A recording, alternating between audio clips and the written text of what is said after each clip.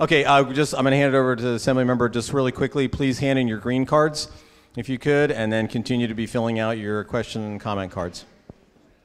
Thanks, Dave. Sorry, Lois, I was hiding down over here because I just wanted to be down a little bit closer. Although, yeah. Although I realized when Dave was talking why I was invited here. I was flattered to come, of course, and talk and be the keynote.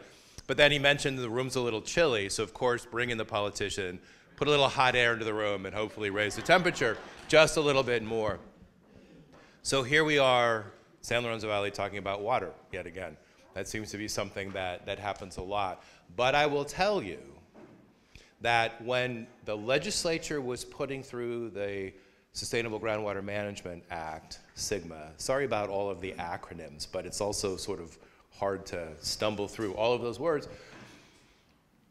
I got to tell my colleagues that we were much better prepared for what was coming than many other places in the state.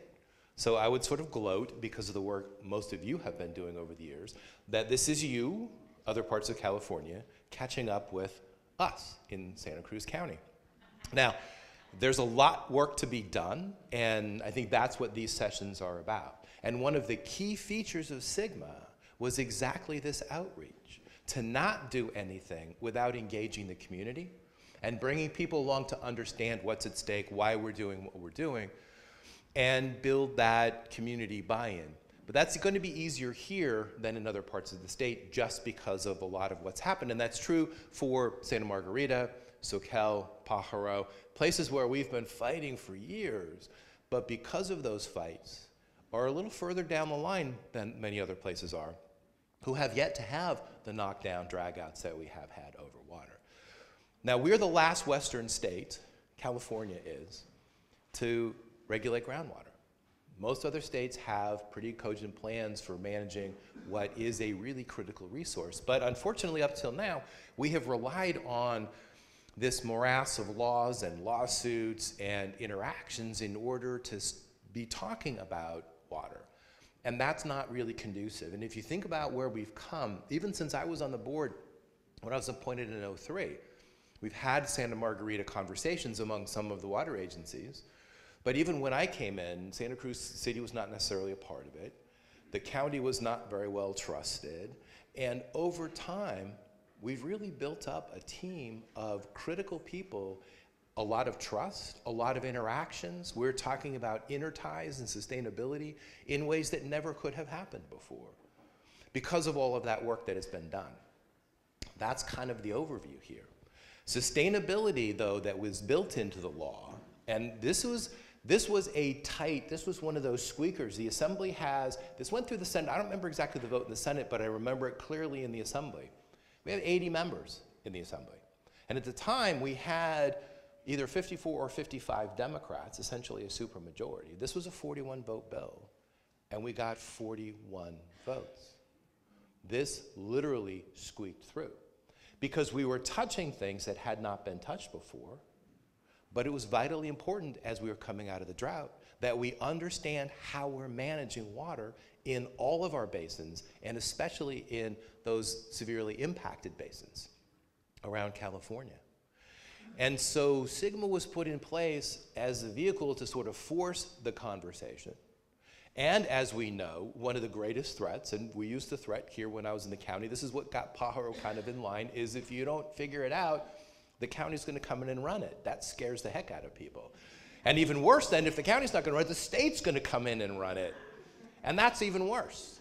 That's not what we want. We want to be able to manage our own decisions with respect to critical resources like water. And we know that here, the San Lorenzo River is one of the shortest rivers, the shortest fetch of a river that serves a great number of people. And at least here in the San Lorenzo Valley, and I think probably it's true across the Santa Margarita, has the highest concentration of septics. This side of the Mississippi, probably in the country. So we come to this conversation with some significant resource constraints and some long history of concerns. We're not going to solve this without coming together, all of the agencies, all of the people, and figuring out what's going to be acceptable to us as we move forward. Now, I know also you talked about housing. Last time this session was talking about housing. We know housing and water are intricately linked. In fact, we've been trying and talking about putting water as an element of the general plan because it's so important to figure out this resource and what it means for growth and kind of managing what Santa Cruz County looks like. And this is a good example. We're having that debate in the legislature right now. And there have been some bills that have gone through that have caused some great deal of concern at the local level because it's the state coming in to impose its standards on the locals. And what I tell local jurisdictions now is if you're not responsible to your own people in managing the housing question, then the state will come in and impose. That's sort of the threat that we're facing today. So we're having kind of the same conversation with respect to housing, but we know how linked they are. Growth, Santa Cruz County did a remarkable thing 30 some odd years ago when it passed Measure J and put in an urban services line. So we actually have the structure to have some of this conversation, but we've sort of forgotten that. And we need to take responsibility for our groundwater, for housing, for transportation. And again, if we don't, then the legislature gets very tempted to come in and then impose. That's not going to work out very well. So under Sigma, we have some timelines, and we have the ability to wrestle this out together. And it's not just, we're putting a plan together for the next 20 years, but it's really not just the next 20 years. This has to be sustainable for the long term. To be able to answer the questions of what growth we're going to have or not have, how we serve the people who are here, how we serve, and this is a very important question, I know for all of you, but how we serve the rivers and streams, the habitat that that represents, because that is a critical component. We use the water, but our environment uses the water, and we have to balance that out. And that's a conversation we're happier to have here. Other parts of the state, they see all the water running through the delta and these major river systems as a waste. Well, gosh, I'm speechless at that thought. Because how do we serve all of Californians and the diversity in what California represents if we don't have this broader view of what our environment is and how we fit into it? Because, okay, we're going to be growing crops in the Central Valley, fine, but we also have some significant fisheries. We have some significant environmental values that build on all of this.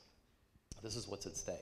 So San Lorenzo Valley, I always see, and because of Scotts Valley, San Lorenzo Valley, Santa Cruz is a bit of a microcosm of the statewide conversation.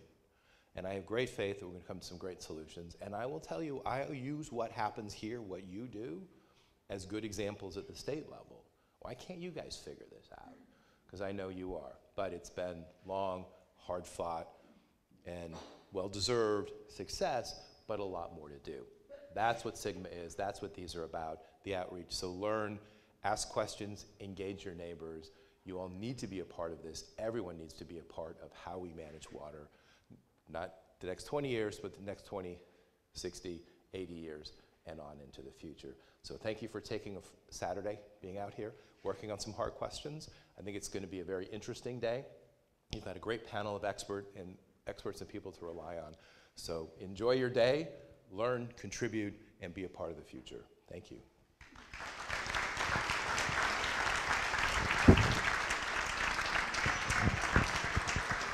All right, where did Chris go? Chris Perry. There he is. Chris had one very important other thing that he wanted to cover. So, one thing I forgot to mention, in the spirit of engagement and outreach, which is what we're trying so hard to do. You know how hard it is to call a meeting, get people to find out about it, know what's going on. Everyone says, I never heard about that. Well, one of the powers that the state did put in the Santa Margarita groundwater agencies, or gave to all the agencies, is the power to deputize. And as president of the board, I have the power to deputize everybody in this room as an outreach ambassador. So now your job is to tell your friends and neighbors, most importantly, that this is happening, right? There's a new government in town, okay? That'll get their attention.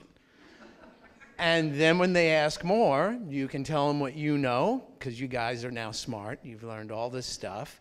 And you can direct them to the website. And hopefully, like most things in life, things spread best by word of mouth. So congratulations. There's an oath of office we'll give you when you go out back, but so go do your job. Thank you. Thanks, Chris.